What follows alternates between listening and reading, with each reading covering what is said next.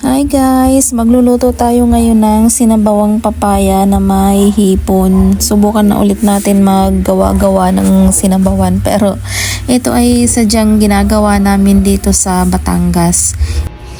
Kamatis, sibuyas, bawang,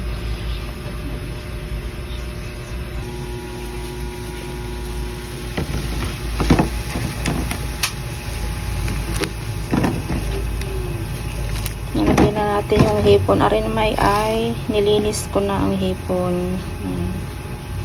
Ilalagay ko na yung papaya.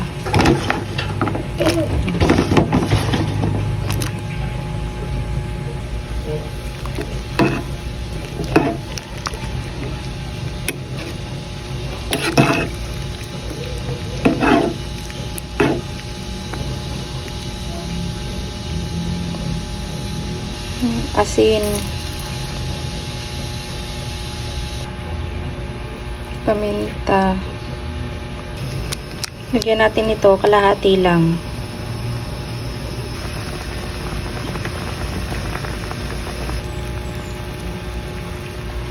Yan yung bagong dahon. Dahon ng bago. Masarap to sa ganito yung kinmatisang papaya. Tapos may hipon. Yan. Luto na yan. Diba, mabilis lang magluto ng pang-ulam.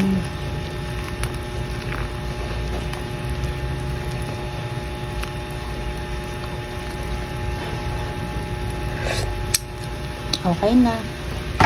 Luto na.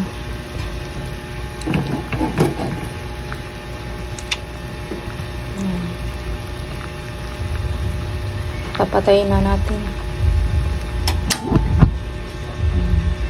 Luto na. Hindi na ako naglagay ng betchin dito kasi nilagyan ko naman siya ng Knorr cubes, yung hipon din. Yun ang panglagay ko dito para malasa.